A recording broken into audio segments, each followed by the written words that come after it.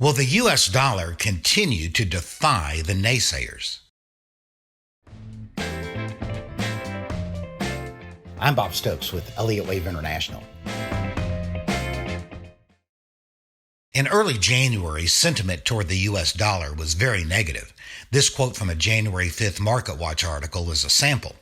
The U.S. dollar fell for the first time in 3 years in 2020 and remains under pressure as the new year gets underway.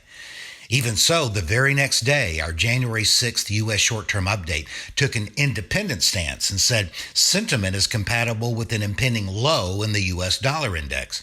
The index had hit 82.09 on January 6th, and as it turned out, started to climb thereafter.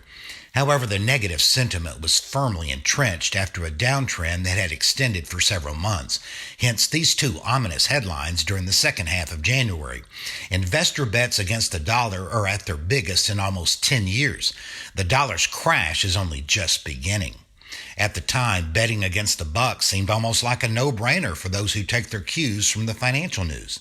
Yet Elliott Wave International's flagship investor package reasserted its independent perspective with this chart and commentary from the February 5th Elliott Wave Financial Forecast. Bearish sentiment remains extreme. Our chart plots the weekly net futures positions of large speculators in major world currencies other than the U.S. dollar.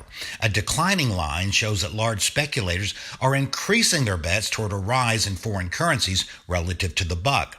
Observe that at each of the prior dollar lows over the past 10 years, there is a double bottom in large speculator bets, as shown by the highlighted areas on the chart.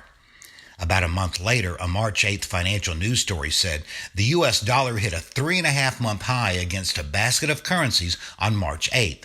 By March 9th, the U.S. dollar index had climbed 12.5% since that January 6th low.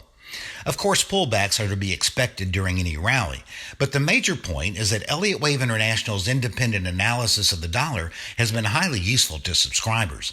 Look to our U.S. short-term update, part of our flagship investor package, for specific price targets.